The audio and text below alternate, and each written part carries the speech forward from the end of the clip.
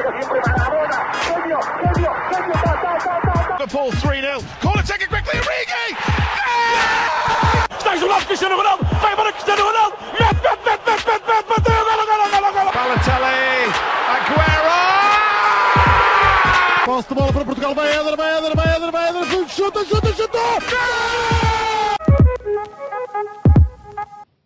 Olá, sejam muito bem-vindos a mais um episódio do podcast O Sparenca. Na minha companhia está João Gil e Miguel Rocha não está cá devido a Milão. Decidiu ir dar uns passeios. O meu nome é João Blanco e devia ter dito isto primeiro, mas passou-me, exatamente. Exatamente, porque ninguém sabe. A este ponto do campeonato, toda a gente sabe que o Sparenca é um projeto de um homem só, não é, Gil? Não podia discordar mais. Claro. Portanto, hoje estamos só dois.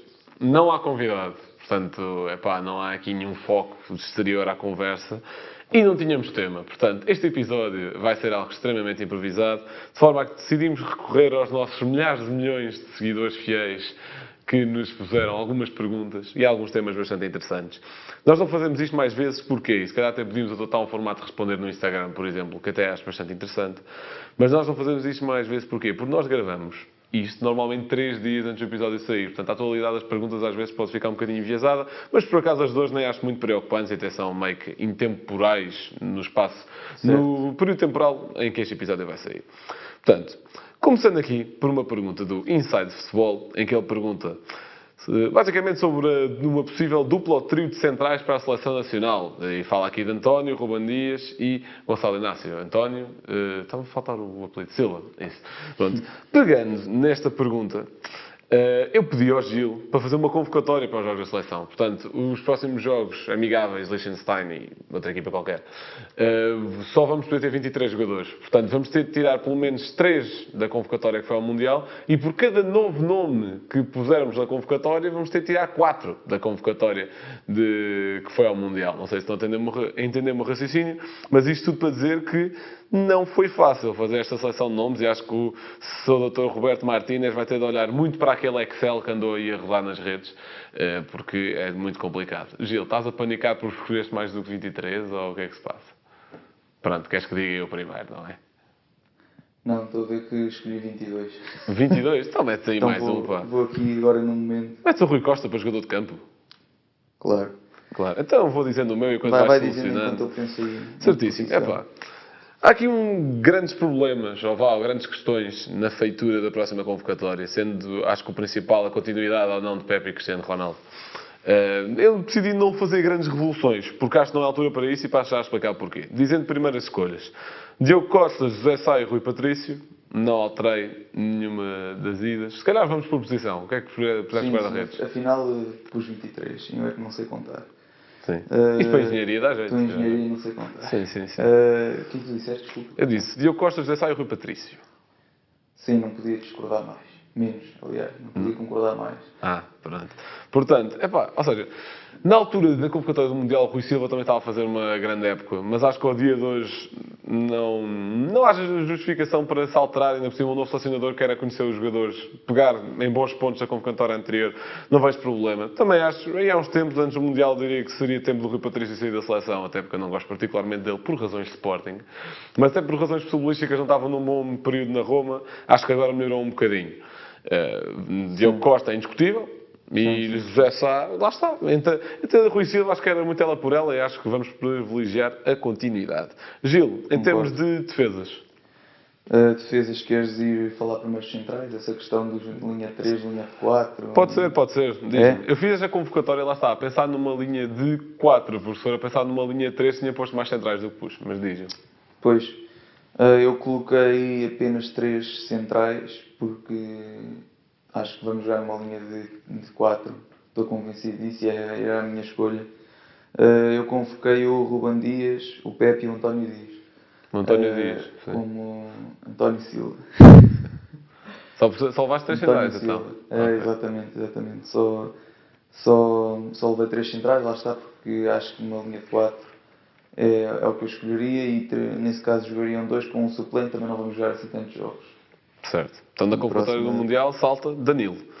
Mas que para mim também saltou. Portanto, levo 4 centrais, mas Pepe António Silva, Ruben Dias, Gonçalo Inácio. Porquê? Porque eu acho que cheguei a dizer, não sei se foi aqui ou se foi num podcast do Sporting, onde eu também comentei esta questão, porque estamos a falar de um jogador do Sporting. Gonçalo Inácio, na altura do Mundial, eu não levaria. Aliás, na altura do Mundial não levava nenhum jogador do Sporting. Não levaria nenhum. Sim. Nesta convocatória tenho 2. Portanto, acho que se nota um bocadinho melhor. Engraçado que eu também tenho 2. Tens 2? Pronto. Quero ver se o Nuno Santos está para aí. Mas, Foi uma surpresa. ou seja, o Gonçalo Inácio eu acho que evoluiu. Está mais estável a nível de exibicional. Marcou um gol ao Arsenal ontem. Não que isso seja muito importante para um Não é central. pelo gol. Eu acho que Exatamente, fez uma que boa não. exibição, vi o jogo. Já Claro agora, que sim. deixa só parabenizar o Sporting, porque de facto foi uma boa exibição e se calhar mais justo seria uma vitória. Então, mas não é o pior Arsenal dos últimos 50 anos, Gil? De facto parecia-me um Arsenal um pouco, não sei, esquisito, não tinha ali alguns jogadores, Odegaard, o ponta de lança também não, para Mas mim já, não é o Martinelli. já vamos falar do Arsenal, que há perguntas sobre isso também. ok, tá. Mas tranquilo, sim. Tudo a ser Ele não feito. salva as perguntas, ponto importante. Pois, exato, já agora se eu precisar aqui de uns segundos para raciocinar. É claro, sim. Pronto, passando para laterais. Ou alas, Laterais. dependendo do sistema.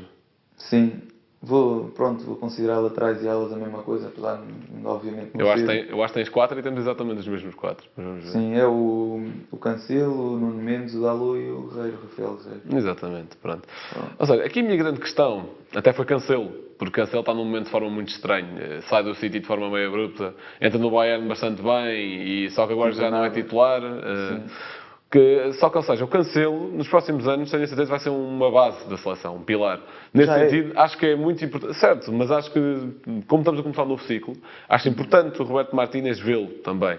Se não, estive aqui muito indeciso com o João Mário do Porto, porque também acho que está a um bom nível exibicional também para ser convocado, e de resto de laterais portugueses não vejo assim mais nada que pudesse ser convocado. Aliás, mentira, Mário Rui, que é titular do Nápoles, incrível, só que, quando a competição é Rafael Guerreiro, que já tem a história na seleção que tem, vai tendo boas exibições pelo Dortmund, e Nuno Mendes, que para mim é top 5 melhores laterais esquerdos do mundo, torna-se complicado. Sim, Meio campo, realmente. Gil. Agora que falas nisso, também não tinha lembrado do Mário Rui, mas é de facto uma opção válida para o Roberto Martínez. No meio campo, tenho aqui o Palhinha, Vitinha, Mateus Nunes, João Mário, Bruno Fernandes, Otávio, Bernardo Silva e Ruben Neves. Já diferenciamos aqui muito. E há aqui um menino que achava que tu ias pôr. Florentino. Também tive na dúvida, mas acho que o Palhinha... Pronto, a minha convocatória... Tu sabes quantos médios? 8? Eu tenho 8 médios. Ou se calhar disseste só 7. Não, disse 8. 8? Pronto. Os meus 8 médios são Palhinha, Florentino, Bernardo Silva, Otávio, Bruno Fernandes, Vitinha, João Mário e Pote. Não E, ou seja, diferenciámos assim tanto. E aqui, Ruben Neves e o Florentino. Ou seja, não, eu pus o Florentino, tu puseste o Ruben Neves que eu não pus. Mais quem? O João Mário? Mas tu puseste o Mateus Nunes. Eu não acho que o Mateus Nunes esteja num momento de forma assim espetacular. Acho que privilegia. Eu não sei se o Roberto Martínez lá está, vai ter aquela abordagem de um misto entre a última convocatória e forma atual, ou só forma atual, ou só a última convocatória, não querendo já arriscar o nome de ninguém e vendo como é que eles estão. Certo. As abordagens desta primeira convocatória são válidas, muitas. Os adversários não são complicados, não existe essa pressão, acho eu. Obviamente são qualificatórias para o europeu, acho que não são amigáveis. E obviamente que existe essa responsabilidade de estarmos numa fase final, mas acredito que, tanto tendo uma abordagem como outra, acho que vamos ganhar os jogos. Ou espero eu, não ganhando, era algo estranho. Certo, deixa só dizer que reconsiderei aqui realmente se calhar trocava o Florentino pelo Ruben Neves. Estava na dúvida, mas pela história dele na seleção, por Florentino ainda ser mais novo, não é? Nunca ter sido convocado, mas se calhar trocava sim. E o Washington? O Washington, se fosse possível naturalizar, era para onde? Está bem. Avançados. Avançados. Lá está, tu colocaste o Pote como médio, eu coloquei como avançado. O Ok. extremo, digamos assim. Mas o Pote então, João Félix, Rafael Leão, Ronaldo e Gonçalo Ramos. Então quem são os dois jogadores do Sporting? É o Pedro Gonçalves, o Pote e o... Ainda estavas a associar o Mateus Nunes, se calhar. Não, estava a pensar no Gonçalo Inácio, caso fosse linha 13 eu também convocaria. Ok. Era isso. Mas pronto, em termos de avançados, ele vai Ronaldo também ainda, Gonçalo Ramos, João Félix e Rafael Leão. Portanto, acho que levei menos um avançado do que tu levaste menos um central do que eu. Válido. De fora, já agora posso dar aí alguns nomes. Compraste Gonçalo Ramos? Sim, sim, sim, sim. Ronaldo, Gonçalo Ramos, Félix e Rafael Leão. De fora ficaram alguns nomes, pelo menos na minha convocatória, que eu vou dizer alguns. Portanto, Rafa, não estou a contar com o Rafa porque ele renunciou à seleção, devido que Isso é uma boa questão. só a troca de selecionador por si o faça voltar. Acho que Rafa ainda está um bocado magoado com... Ou seja, porque o grande problema de Rafa era, em parte, com Fernando Santos, certo? De entrar muito suplente, etc. Mas também foi um pouco a Federação, não o ter defendido Sim. quando aquelas notícias, a dizer que ele criava mau balneário, ou o que é que Sim, era. sem dúvida. Até eu estive a ver uma notícia outro dia. Perguntaram, estavam a falar disso, a possibilidade do Roberto Martínez, acho que inclusive falou com o Rafa e está a tentar, mas acho que o Rafa continua intransigente e não quer voltar. Eu sinceramente faria o mesmo, mas pronto. Pois. Não, ou seja, não vejo nada de nobre rejeitar jogar pela seleção porque focar no clube. Ou seja, não vejo nada de nobre nisso, mas percebo muito bem a gestão de carreira que o Rafa está a querer fazer e defendo completamente, tendo em conta as circunstâncias. Mais alguns nomes que, deixei de fora, que eu até tinha aqui hipótese outra vez, porque devia ter estado indeciso entre algum outro jogador. Nuno Santos, que é um jogador que eu já digo outra vez, para mim é o jogador mais influente do Sporting este ano, e nem sei como é que não foi titular contra o Arsenal, por exemplo, apesar de termos feito um bom jogo. Mas acho que há muita qualidade à frente dele. Até porque o sistema não beneficia muito. Nuno Santos tem estado a jogar mais à ala esquerda, não existem aulas nesse sistema. Se passarmos a jogar com três centrais, talvez tenha alguma outra hipótese, se bem que Nuno Mendes e Rafael Guerreiro não dão grandes hipóteses também nesse sentido.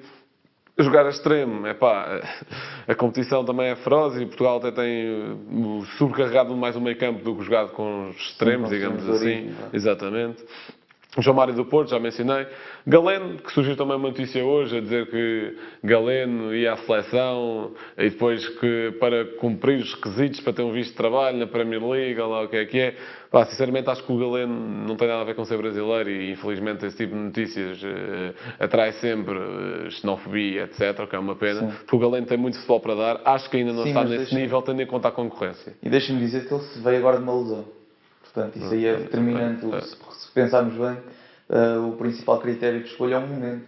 Exatamente. E é mais rápido convocaria o Nuno Santos com o Galeno. Porque o Nuno Santos está a apresentar bons números e um bom nível há 3 anos. O Galeno está a ser muito simpático desde o verão. Sim, e agora no último mês, ou não sei quanto tempo, tem estado lesionado. Como é óbvio, não está ao mesmo nível que o Nuno Santos que tem vindo a jogar com regularidade. Tira Ricardo Horta também, que acho que baixa um bocadinho o nível. Gonçalo Guedes, pus o nome dele aqui a destacar como está de fora, mas é suplente do Benfica, portanto não... Foi exatamente isso que eu pensei. Pronto. Danilo, que foi ao Mundial, acho que também não está a apresentar um rendimento por aí além do PSG, se bem que aquilo também é uma casa ardeira e já vamos falar um bocadinho mais sobre isso. William Carvalho, que acho que é um grande jogador, mas com a qualidade que está aqui no meio campo, sendo que, atenção, o William Carvalho é 8, não é 6, portanto, ter isso em atenção, não convocaria, não tiraria Otávio, por exemplo, não tiraria Bruno Fernandes, não tiraria Bernardo Silva, não tiraria Vitinha, não tiraria João Mário, nem tiraria Pote. Portanto, acho complicado. Pota 8 Ou seja, lá está. Eu não quero o Pota 8 na seleção, mas eu não sei se, jogando num sistema com 3 no meio campo, pode ser o médio mais avançado. Acho perfeitamente legítimo, por exemplo. Não, agora, Pota 8 num sistema de 2 médios, como é o Sporting, já é mais complicado, sim. Depois, já falei de Mário Rui, Ruben Neves, Vitinha do Marselha, o avançado. Também estive muito perto de incluir aqui. Não propriamente pelo momento de forma, mas porque acho que tem potencial para vir a ser uma base sólida para os próximos anos de seleção. E Diogo Leite, que também está a ter uma bela época no União de Berlim. Mas queria só discutir contigo aqui um ponto essencial, que é Pep e Cristiano Ronaldo. Incluir, não incluir, nós dois incluímos. Certo. Porquê é que achas que vale a pena incluir? Pep, acho que vale a pena incluir porque tem 40 anos, que ele já fez, me fez outro dia. Mas continua a ser um jogador decisivo e titularíssimo no Porto. Continua a exibir-se a altíssimo nível e por isso tem rendimento. Não vejo qual é a razão para deixar de o convocar só pela idade. Lá está, como muitos dizem, a idade é um posto. Já o Cristiano, não sei, eu tive mais dúvidas nisto por causa de toda a situação recente na seleção, não é? Como nós soubemos, a instabilidade que ocorreu. Mas ele continua bem na Arábia, continua a marcar golos, a fazer assistências como nos habituou. E acho que é um dos melhores jogadores portugueses de todos os tempos, não mesmo o melhor, e merece ser convocado para a seleção, essa é a minha opinião. Por mais mal-estar que ele possa trazer. O que eu duvido que agora já aconteça, que já saiu do United, já se dissipou um pouco essa história. Acho que já está, todo o ar já está mais desanuviado à volta do Ronaldo. portanto acho que já não vai haver tanto esses problemas. Bem, eu discordo em alguns pontos. Em primeiro lugar, Pepe e Ronaldo são dois dos jogadores mais influentes da história da Seleção Nacional Portuguesa. Ganharam os dois únicos títulos que a Seleção já venceu e sendo nos dois peças fundamentais. Não acho que seja por isso que devem continuar a ser convocados, porque Pepe era dos melhores centrais do mundo, mas não é agora. Ronaldo é dos melhores jogadores da história, mas não é agora. E acho que é preciso ter o momento de forma em conta. Porquê é que eu acho que eles os dois devem continuar a ser convocados? Porque ambos, em primeiro lugar, ambos ainda apresentam o mínimo rendimento regular. Pepe é titular no Porto, agora tem tido um bocadinho de problemas físicos nos últimos tempos, mas se estiver bem, acho que tem todas as condições para continuar a ser titular da seleção e ajudar a integrar, por exemplo, um Gonçalo Inácio, ou um Diogo Leite, ou ainda mais um António Silva, se bem que o António Silva já jogou o Mundial. Ronaldo, já é um tema mais delicado, porque eu acho que Ronaldo vai continuar a atrair muito mais histórias e instabilidade à seleção, acho que sim. Porém, acho que a culpa não é dele. Acho que é muito da malta, não só comunicação social, mas muita comunicação social, nacional e internacional, que se alimentou à volta do Ronaldo durante o Mundial. E acho que vai, agora que ele está na Arábia, não dá para alimentar-se tanto, porque, enfim, nem toda a gente quer saber.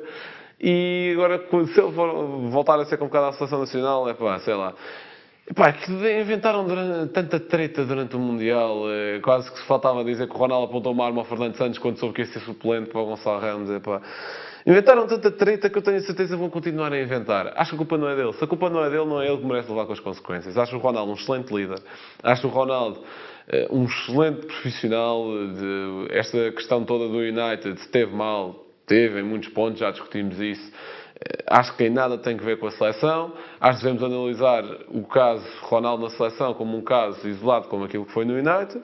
E acho que merece ser convocado, porque apesar de tudo, apesar de ser a Liga da Arábia, está a apresentar bons números. É um jogador absolutamente histórico e que pode ajudar em muito aquilo que se é para lançar as bases do futuro da seleção. Mas o principal argumento para mim, para os dois continuarem, é testar. O selecionador nunca teve com nenhum dos dois. É ver se estão ok, se não estão, se encaixam, se não encaixam. Epá, se depois desta convocatória ele disser, não, Pepe e Ronaldo já não me interessam, porque quero lançar aqui uma nova geração, e pensando a longo prazo não faz sentido eles estarem aqui. Epá, compreendo completamente. Mas nessa primeira convocatória acho importante eles estarem. Portanto, passando para outra pergunta. Portanto, o nosso caro colega de Projeto Ixan, mas que só escreve a newsletter, pergunta-nos, e vais começar tu, o que é que acham da possível saída de Gonçalo Ramos no final da época? Tem-se vindo a falar muito, não é? De valores, que enfim, acho, enfim. Diz-me, Gil. O que é que eu acho em termos de impacto para o Benfica, em termos de impacto para o clube que o comprar, para o futebol português? O que tu quiseres. Acho que mais uma perspectiva do Benfica, podes dar mais uma perspectiva do Benfica, acho. Pronto, então... O Benfica vender, é isso? Espero que não. Obviamente que financeiramente seria um encaixe extraordinário para o Benfica. Está-se até inclusive a falar de aumentar o contrato, estender o contrato, que acho que até 2025, com cláusula de rescisão de 120 milhões. Já falamos aqui dos 120, não é? O costume no Benfica. Mas está-se a pensar estender para, não sei para que valores, mas deduzo que seja para 150, como foi com o Darwin na altura. E acho bem que o Benfica faça isso, assegure o jogador, aumente-lhe o salário pelo rendimento que ele tem tido, acho que merece, aumente-lhe o contrato. E eu não gostava nada que saísse, mas obviamente que pelo ponto de vista financeiro seria uma enorme mais-valia para o clube. Depois de acho que são 3 passivos com valores negativos, apesar de eu não estar preocupado porque os valores negativos têm-se conseguido reduzir em termos de salários para o pessoal, têm-se reduzido significativamente. Só no último mercado de verão foram 15 milhões de redução de salários.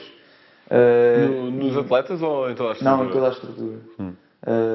Não sei até que ponto é que isso é bom a longo prazo, mas sim. Pronto. Mas está a ser feito um bom trabalho em termos de gestão financeira do clube, penso eu. Esta janela também foi, penso, 15 milhões de prejuízo. Ainda sem contar com a entrada para os oitavos de final da Champions e com o dinheiro do Enzo, obviamente, que vai dar para alimentar grande parte desses prejuízos, espero eu. Se não houver maroscas, acho que vai ser bom, pronto, para os cofres do clube, vai estabilizar. Mais os 10 milhões de entrada nos oitavos, mais 10 milhões de entrada para os quartos. Portanto, só de Champions mais 20 milhões do que já tínhamos recebido até agora. Portanto, obviamente em termos brutos, se formos a fazer uma contabilidade de 140 milhões, mais ou menos, em termos brutos, porque depois há sempre descontos, no caso do Enzo, acho que a saúde financeira para o Benfica, durante bastante tempo, não tem necessidade, obviamente, de vender. E vamos lá ver o que o Benfica ainda faz nas Champions, não é? Mas não tem necessidade de vender, se calhar, nos próximos tempos. E por isso mesmo, parece-me que vender o Gonçalo Ramos no verão seria um erro. E no caso de acontecer, só pela cláusula. E aqui é mesmo só pela cláusula. 120, ou a cláusula que for na altura. Porque desportivamente, olhando agora mais nesse ponto de vista, seria uma perda notável. E seria devastador, certamente, para a próxima temporada do Benfica, que é um avançado que está em crescendo desde o início da época. No início da época não era indiscutível, agora para mim é indiscutível e um dos melhores, talvez o melhor avançado da Liga neste momento, a par de Taremi. Mas tem uma importância fundamental na equipa do Benfica. Já não é só aquele jogador que aparece aliás, como era antes nos tempos de Jorge Jesus, que andava para trás e para a frente a correr no meio campo, já não é esse jogador. É um jogador de área que finaliza muito bem com os dois pés, finaliza de cabeça, apesar de menos. Agora até tem feito jogadas espetaculares que dão golos. Veja-se, por exemplo, o gol na Champions, agora frente ao Bruges, 2-0. É uma jogada de enorme categoria, que não se vê nos pontas de lança normais. O Gonçalo Ramos é claramente muito acima da média, e por isso acho que uma venda dele seria devastadora. Bem, já disseste aí muita coisa, e eu concordo com a maioria. Bem, em primeiro lugar, acho que é importante desmistificar aqui uma coisa, que é o Benfica não tem necessidade de vender, porque a partir do momento em que faz três exercícios negativos, não sei até que ponto, não existe essa necessidade, não é? Ou seja, eu acho que o Benfica está numa posição financeira que lhe permite pedir mais pelos seus atletas, está numa posição desportiva que também lhe permite, por estar separado por títulos, e os clubes sabem isso e sabem que a partir do momento em que querem vir buscar um ativo ao Benfica é preciso pedir mais. Esta venda do Enzo dá um maior balão? Dá, claro que sim, tal como deu a Darwin, tal como deu há mais anos a do João Félix, acho que sim. Agora, eu acho que uma saída ou não do Gonçalo Ramos depende de várias coisas. Em primeiro lugar, daquilo que o Benfica conquista ou não este ano. Se o Benfica não conquista nada, se o Benfica conquista só o campeonato, se o Benfica, numa visão muito realista e utópica, que é o que eu acho que vai acontecer, e que eu não acredito, campeonato e Champions, porque lá está, enquanto o Benfica estiver lá é sempre possível, tal como enquanto o Porto estiver lá é sempre possível, não acredito em nenhum dos dois. Mas, lá está, depende daquilo que o Benfica ganhar. Se o Benfica não ganhar nada, eu acho proibitivo vender Gonçalo Ramos para o próximo ano, porque é continuar a fazer uma equipa competitiva para ganhar coisas. Se ganhar o campeonato, podemos pensar numa perspectiva de o jogador, formação, já teve cá há uns tempos, já fez boas campanhas da Champions, já nos ajudou, já ganhou títulos, agora quer ir para um campeonato maior, deixe-nos dar um bom valor para adiar a sua vida. Pode-se pensar dessa perspectiva, e é válido, não me parece nada errado aqui. Mas lá está, o Benfica está numa boa posição para pedir maiores valores, está numa boa posição para fazer mais exigências e lá está, também depende muito... Eu acho que uma boa forma de abordar as coisas é como abordaram o caso do Enzo. Não digo ser tão extremo como a cláusula ou nada, porque, apesar de tudo, o Gonçalo Ramos acho que não está a ser tão cobiçado como o Enzo, não é meio de uma época, se ganhar o campeonato já não vai haver esse tipo de desespero. E, para além disso, o Gonçalo Ramos nunca terá com o Benfica, acho eu, o tipo de comportamento que o Enzo teve, não é? Espero que não. Portanto, mas lá está, a esticar um bocadinho o preço, o Benfica está em posição para isso e lá está, e admirem de muitas aspas a capacidade da estrutura do Benfica para fazer isso, visto que a do Sporting, no caso do Porro, portou-se bem, mas nos outros não se porta. Bem, continuando, aqui o Martim Barbosa fala-nos de sempre que Santo Justo foi titular, ganhámos. Ontem empatámos com o Arsenal com 2 golos dele. Portanto, 2 golos dele, se calhar está a contar por 2, aquele corte contra o Martinelli, isso mesmo. Portanto, aproveitando para falar também um nadinho do Arsenal, mas para a semana também iremos discutir competições europeias com convidados, se tudo correr bem. Gil, o que é que achaste do jogo do Sporting com o Arsenal? E focando aqui na exibição de Santo Justo. Pronto, deixa só contrariar já aí essa pergunta, apontar um erro, porque a pessoa que eu, desculpa, não apanhei o nome. Martim. Ok, o Martim que fez essa pergunta, disse que sempre jogaram com o Santos o título a vencer, mas ontem não, pronto, empataram. Pronto, só aqui um apontamento. Sabes que o Sportingista alimenta-se muito de vitórias morais, não é, Gil? Aqueles lagartos, não pode ser. Pronto, analisando ontem a partida do St. Just, bastante positivo. Aliás, acho que os três centrais do Sporting fizeram uma partida muito sólida. O St. Just destaca-se, lá está, pela sua velocidade, como por exemplo esse segundo golo que o Martim fala, que de certo está a tratar daquele lance em que o Martinelli que finta toda a gente, incluindo o Adam, e depois aparece um St. Just vindo, ninguém sabe de onde, e corta a bola. Foi de facto, eu vi depois a repetição, que durante o jogo jogado não dava para perceber, mas durante a repetição viu-se claramente o Coates e o Gonçalo Inácio serem ultrapassados e a tentarem recuperar, e só passa uma moto ao lado deles, que era o St. Just, e que ainda vai lá fazer o corte, portanto. Não, mas é um jogador que se destaca pela sua velocidade, obviamente, e procura muitas vezes sair com a bola controlada, inclusive até em dribles. Perde algumas bolas assim, mas faz bem em arriscar, na minha opinião. O jogo de cabeça não é o seu forte, apesar de ter estado bem, mas corta bem, tem um bom jogo de rins, ou seja, consegue virar-se, tem agilidade a virar-se, ainda é novo, tem 26, não é? Acho que sim, acho que está muito bem. Não tenho aqui a idade dele na cabeça, mas acho 25, 26. Pronto, é um central completo e bastante adaptado ao Sporting. E penso que se continuar assim sem lesões poderá ser um dos grandes centrais da Liga também. Eu vou mais longe do que tu. Eu acho que o Santos Justo sem lesões é o melhor central da Liga. Porque é um jogador espetacular. Eu acho que mesmo o único ponto fraco dele são lesões e instabilidade física, porque, em primeiro lugar, tem uma grande qualidade no central, que é ser rápido. Obviamente que não explica tudo, porque também é bom, corta em pé, muito forte com bola.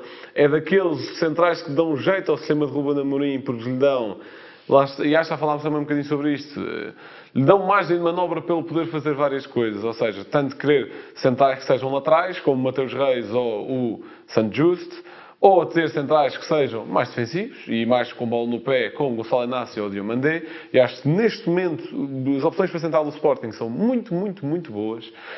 Acho que até a idade do Coates, mais outros fatores, vão fazer com que mais tarde ou mais cedo ele perca a titularidade, o que vai ser compreensível. A idade chega a todos. Estás a esquecer do grande central do Sporting, Luís Neto.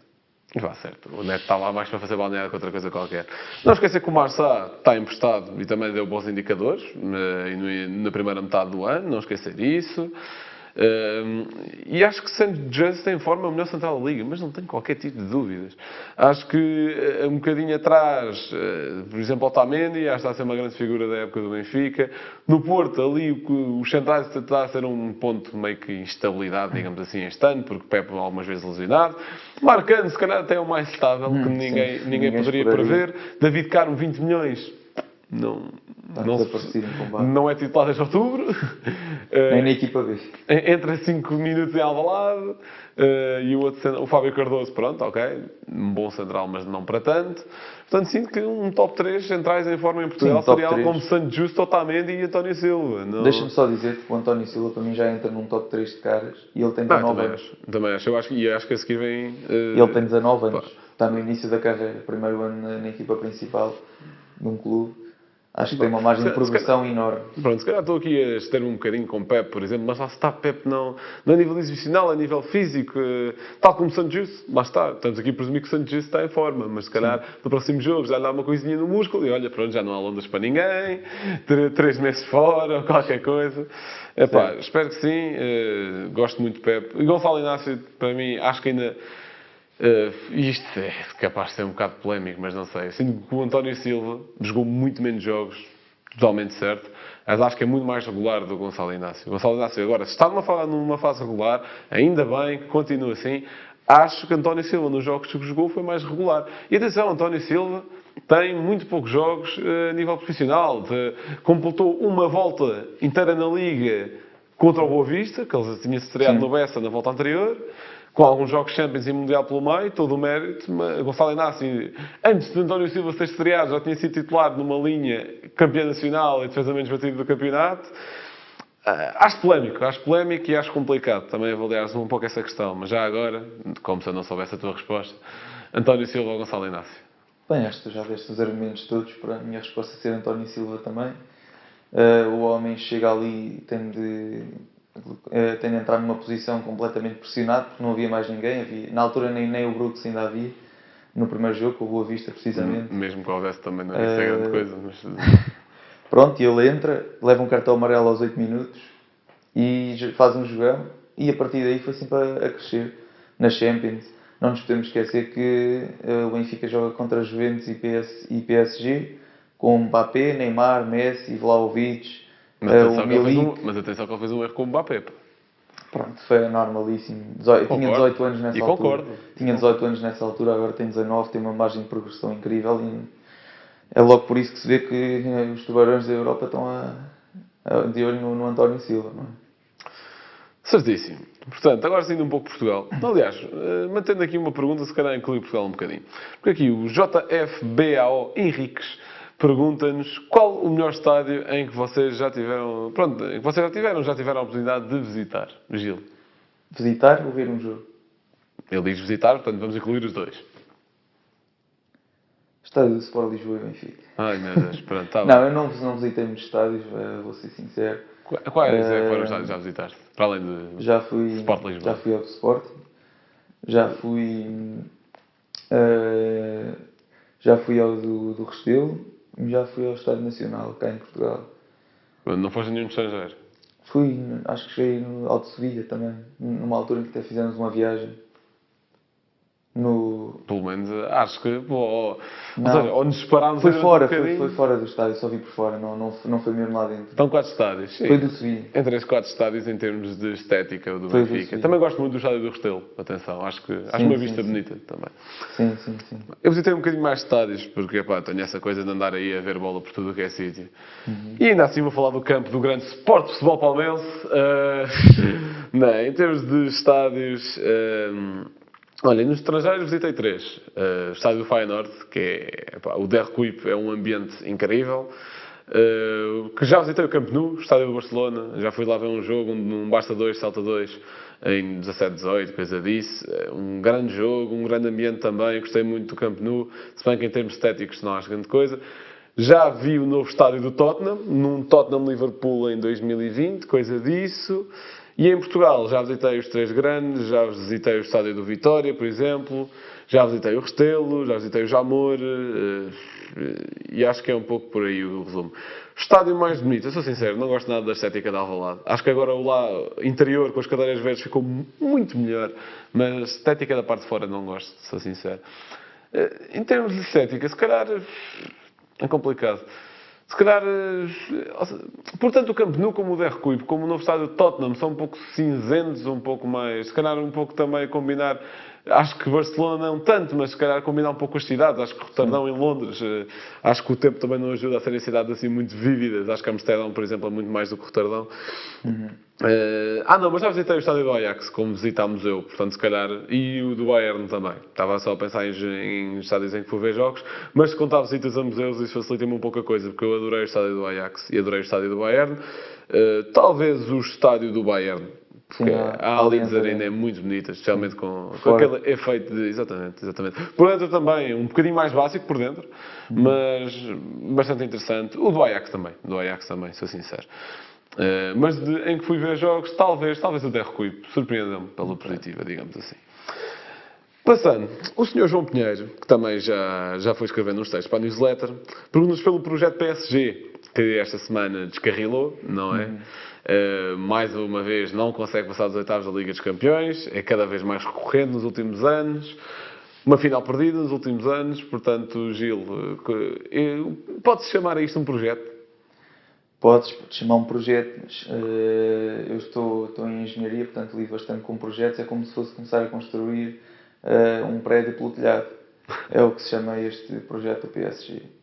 É o procurar juntar estrelas a todo o custo e buscar estrelas a todo o lado com dinheiro que, pronto, não vou falar da sua proveniência, porque não estamos aqui a falar disso, mas no mínimo duvidosa. E basicamente é isso. E depois chegamos a um ponto em que as estrelas se juntam todas, cria-se ali um ego, um balneário em que toda a gente tem um ego inflacionado, um ego enorme, em que à mínima questão de um fica no banco já se cria todos os problemas de balneário. E depois há outra coisa que eu vejo no PSG, por exemplo, que é um clube que, apesar de já ter uns anos de história, já não é propriamente um clube com 20 anos, o PSG não tem uma cultura ganhadora, nunca ganhou uma Liga dos Campeões, por exemplo. Não tem uma cultura vencedora e chegam lá as estrelas. Mas limpa ligas todos os anos. Sim, mas isso já sabemos como é que é na Liga Francesa. Ainda hoje o Galtier veio dizer, atenção, não desvalorizem, é uma competição muito difícil, etc. Acredito plenamente, se bem que eu acho que a Liga 1 neste momento está ao nível da Liga Portuguesa. Pronto. Isso aí já não concordo, porque eles enchem estádios, pá. Pronto, mas em termos de qualidade dentro do campo e de ideias de jogo e de dificuldade dos próprios jogos, acho que está mais ou menos ao nível. Claro, pois tem esse problema, não é? Estrutural da nossa liga, que já falámos diversas vezes. Certo. Já agora, pegando só nesse tópico muito rápido, eu acho que os três grandes portugueses, vou pegar só em Porto e Benfica neste momento, que o Sporting tem um bom projeto, mas ainda precisa solidificar a nível europeu, acho eu. Sim. Apesar de já o ano passado ter feito a Taça de Liga dos Campeões, atenção, e este ano ter ficado um empate do fazer, enfim. Eu acho que Porto e Benfica mais este ano, e o ano passado também, ok, o Porto tem sido recorrente nos últimos anos, acho que se batem tão bem com grandes europeus como se bate, por exemplo, o PSG. Porém, eu acho que Marselha, em anos normais, Lyon, mas este ano não está muito famoso, Mónaco, o Lille teve aí uns anos de Champions também, acho que se batem muito melhor em competições europeias do que, por exemplo, Braga, Vitória, Gil Vicente e por aí fora. O nosso problema é que, vou incluir aqui o Braga também, é que 4 equipas nossas conseguem ser competitivas nas competições europeias, enquanto que as 6, acho que eles têm 6 ou 7 vagas, pronto, o que seja, que vão às competições europeias de França conseguem ser competitivos. Não estou a dizer que qualquer uma chega ali e é candidata a ganhar a competição em questão, sim, mas consegue ser mais competitivo do que mais competitivo do que as equipas portuguesas, não é? Mas retomando aqui o raciocínio da falta de cultura vencedora do PSG, parece-me que é óbvio que as estrelas chegam lá e pensam que são maiores que o clube, e esse é logo o primeiro problema. E o principal problema é que quando um jogador chega e pensa que o clube não interessa, eu sou muito maior que isto, eu ganho muito mais dinheiro, estraga, pronto, acabou-se. Não tem amor à camisola, não sente o clube, e acho que é por aí. O PSG tem um conjunto de jogadores individualistas, estrelas, que não sentem o clube. Certo. Não digo que sejam todos, mas a grande parte deles. Certíssimo. E olha, hoje até estava a ver o novo documentário que saiu do Real Madrid. E apesar de ser uma frase chavona, digamos assim, acho que representa muito aquilo que é o PSG.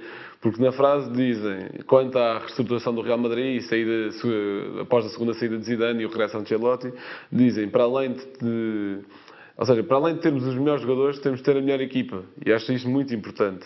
Porque, como disseste, o PSG é um conjunto de jogadores. E eu achava, nos anos passados, que era importante uma figura forte a nível de direção desportiva que gerisse ali um bocado do projeto. Quando eles trouxeram o Luís Campos, no início desta época, portanto, juntamente com o Galtier, um treinador com quem ele já tinha trabalhado, eu pensei, olha, se calhar até pode sair algo interessante daqui. Depois vemos o Neymar e o Messi super motivados numa primeira metade da época, tendo em vista o Mundial, e tu pensas, ok, não digo que vão ganhar a Champions, mas podem ser mais competitivos. Sim. Se calhar sim. Vamos ver. E até pelas próprias contratações notavas ali algo diferente. Portanto, já não era Messi e Sérgio Ramos e Neymar e Mbappés por aqui fora. Era mais cirúrgico. Eram aqui um Renato Sanches, era um Soler, era um Fabinho Ruiz. Depois também foi tudo para o meio-campo, não sabia porquê. Mas pronto, era algo mais estratégico. Percebi, notava-se alguma diferença na política de transferências. Mas esqueceram-se de um pequeno pormenor. Lá está, que é o que tu dizes. Há jogadores que se acham, e Messi é, pelo menos Mbappé há de ser, maiores do que o clube. Porque Messi e Neymar também, principalmente estes dois, acho que Mbappé não tanto, a partir do momento em que passou o Mundial, já não me interessa. Completamente. E isto eu até podia entrar aqui em muito aquilo que podia ter sido ou não a carreira de Neymar. Mas a partir do momento em que um jogador passa mais de metade dos seus bons anos na Liga Francesa não consegue ganhar uma Champions lá, que era esse o grande objetivo do projeto. E, epá, sempre que chega a fevereiro está misteriosamente ilusionado no Carnaval ou para o aniversário da irmã, ou o que seja. Este ano, por acaso, até foi algo mais grave do que costuma ser nos anos anteriores. Mas, é algo sempre estranho, ou não?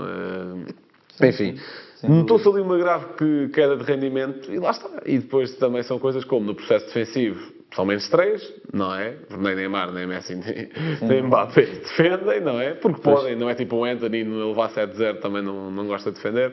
É porque acho que qualquer jogador tem de defender, mas dão muitas mais-valias a nível ofensivo, não é?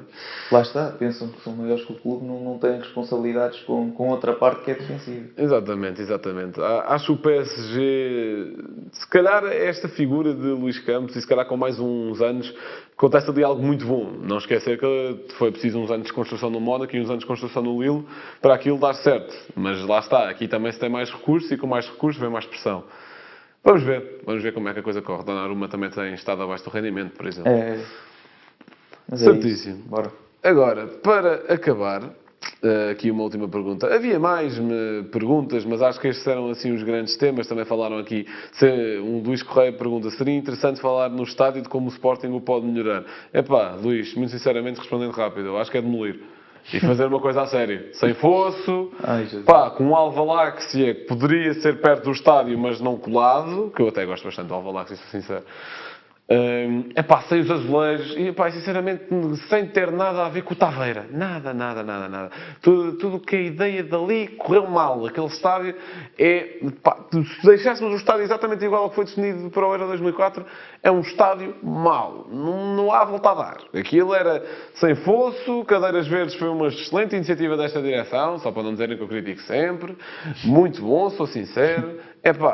Eu acho que... Só faltam as luzes. Eu acho que, sim, metam lá o lance do Benfica também, e DJs não e contratam tal. ao Kamala, não é? E aqui sou sincero, vou dar um bocadinho uma palmatória, porque o senhor DJ Kamala, não sei se ouve os nossos episódios, mas utilizou a espetacularização do futebol da forma como nós dissemos que deveria ser dito, ou seja... Não chegou lá e não foi passar o Pedro Sampaio e qualquer coisa. Ele chegou lá e pegou o Samba de Janeiro, ou We Will Rock e o Till Like a Leves, que passa sempre antes dos jogos do Benfica, blá. Ele pegou em cânticos do Benfica para chamar a malta e criar ambiente. É importante dizer que ele é o DJ Kamala é do Benfica, assumidamente. E entrou foi a direção que o convidou, como é óbvio, e já com esse objetivo, não é? Também foi um trabalho conjunto entre ele e a direção. Certo? E acho que é bem feito. Gosto muito mais disso que luzes com voz off 5 minutos antes do jogo começar. Isso não me diz nada, sou sincero. Mas pronto. Última pergunta, outra vez do Ixan, mas era um tema internacional, portanto decidi deixar para o fim, que é: com a polémica de Kyle Walker, quem é que pode ser a alternativa no 11 do City? Não sei se estás a par do que é que aconteceu. Sim. Pronto.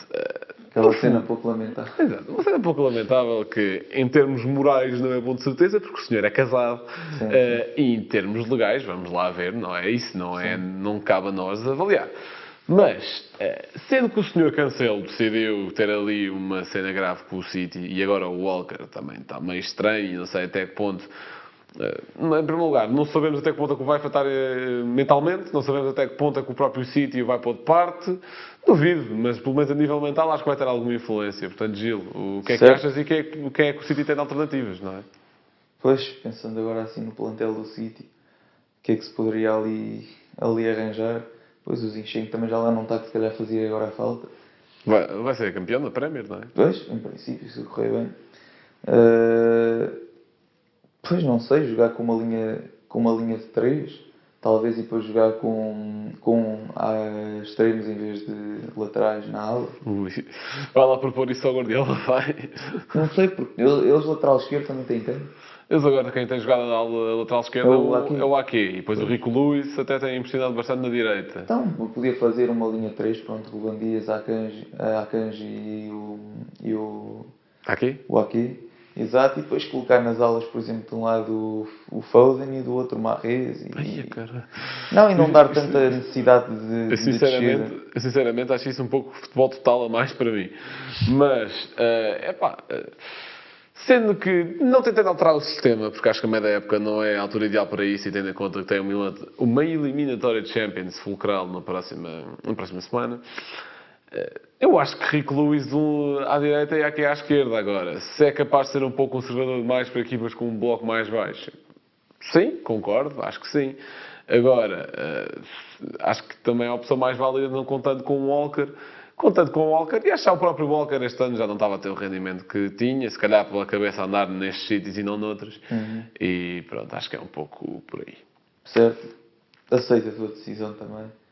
Certíssimo. Mas lá está, eu preferia a minha. É, claro que sim. Um pouco mais ofensivo. Portanto, neste momento eu estou a pesquisar o facto que eu já tinha de ter pesquisado. Então queres que eu vá falando? Epá, podes falar, mas... Não, eu já tenho aqui. Vou falar aqui de um senhor chamado Joaquim, que ontem jogou contra o Manchester United pelo Betis, levou 4-1, mas coitado, a culpa não é só dele. Portanto, este senhor estreou-se no futebol profissional em setembro de 2002. Portanto, para termos aqui uma ideia da longevidade. Representou o Betis, o Valência, o Málaga e a Fiorentina. É o jogador com mais jogos europeus pelo Betis, 39. É capaz de ter mais jogos europeus pelo Betis do que o Sporting nos últimos 10 anos. Não tenho ideia, não faço ideia como é que são as estatísticas, mas é capaz. Portanto, isto tudo nas competições UEFA tem 13 golos. Aliás, ele tem 39 jogos europeus pelo Betis, mas tem 100, lá está, na carreira. Portanto, definitivamente mais do que o Sporting. 13 golos nesses 100 jogos e é o jogador mais velho de sempre a marcar na Liga Europa. Portanto, aqui uma mensagem para um dos poucos românticos que ainda há por aí no futebol. Gil, Certo. Tua declaração semanal do Benfica. Certo, também aqui um bocadinho arranjada a martelo, porque também cheguei aqui um bocadinho em cima da hora hoje. Sim, sim. Uma pessoa trabalha, não é? Sim, o Rocha, quando chega atrasado, chegas tu, não é? Pronto, é uma frase do Ronaldo que ele disse depois da derrota agora 1-0 contra o Al-Ittihad, não foi? Sim. Que ele disse... Foi o estava a dar, Al-Ittihad de Nuno Espírito Santo? sim, que ele estava a dar autógrafos e disse a uma pessoa: larga o telemóvel e agarra a camisola. Porque, pelos vistos, essa pessoa estava mais a pensar no telemóvel e ali a não sei fazer o quê. E o Ronaldo não gostou e acho que isto é um apelo, não propriamente pela situação, mas largar um bocado o telemóvel, ver futebol, estás ali perante uma lenda daquele calibre.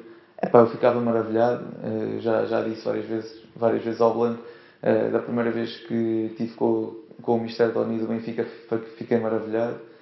E nem sequer é uma lenda pelo menos a nível mundial do Ronaldo, não é do nível do Ronaldo, mas temos de aproveitar, não é todos os dias que estamos perante um Cristiano Ronaldo, por isso é largar o telemóvel e literalmente aproveitar a oportunidade.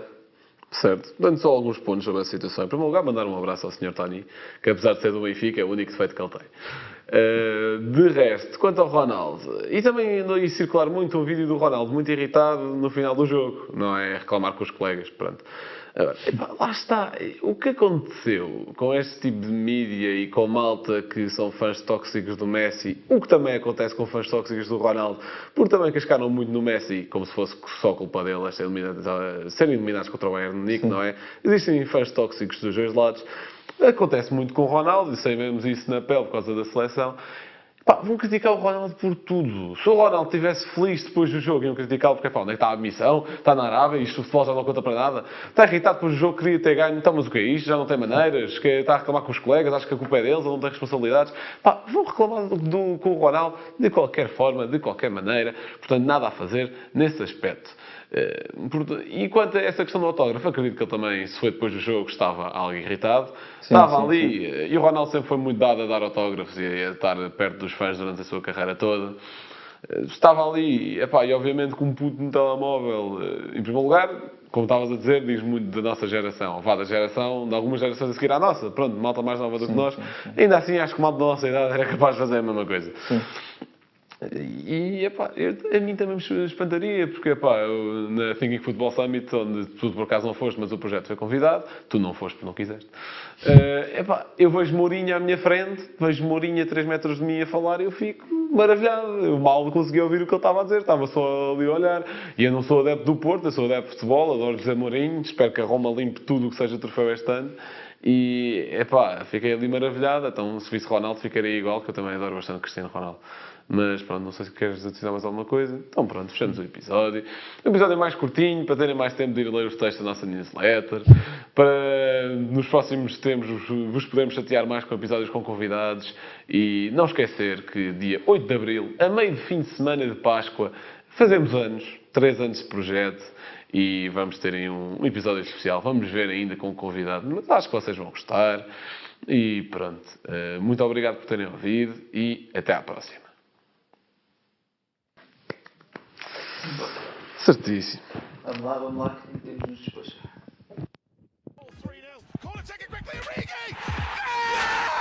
Está isolado Cristiano Ronaldo, vai embora Cristiano Ronaldo, mete, bateu, golo! Balotelli, Aguero! Posse de bola para Portugal, vai Éder, chuta!